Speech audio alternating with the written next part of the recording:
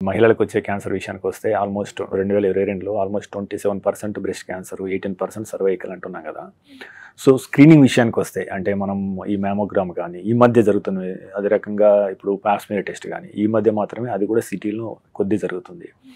So ఈ screening అనే ఎందుకు ఇంపార్టెంట్, దాని యొక్క ప్రాధాన్యత ఏంటి, అది ఎంత సింపుల్, దాన్ని తెలుసుకోవడం ద్వారా మనం ప్రారంభంలో గుర్తిస్తే మనం ఎలా అతిపెద్ద భయంకరమైన క్యాన్సర్ను ముందే జయించవచ్చు.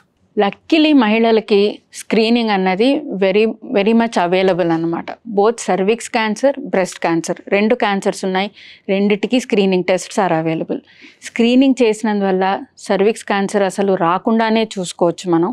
వచ్చిన very early stages where close to మనకి 100% క్యూర్ రేట్ వస్తుందన్నమాట. బ్రెస్ట్ క్యాన్సర్ కూడా స్టేజ్ 0, స్టేజ్ 1లో మనం పట్టగలిగితే again more than 90% cure rates ఉంటాయన్నమాట. ఇప్పుడు సర్విక్స్ క్యాన్సర్ అన్నది ఇండియాలో చాలా కామన్ క్యాన్సర్. దీనికి మేము recommend Pap smear test and also HPV DNA అని ఒక కొత్త టెస్ట్ వచ్చిందనమాట.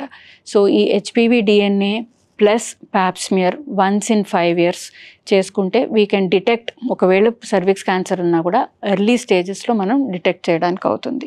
బ్రెస్ట్ క్యాన్సర్కి 45 years దాటిన తర్వాత getting a mammogram done every year with an ultrasound of the breast. దీంతో ఎర్లీ డిటెక్షన్ అన్నది easy. Screening is different from prevention.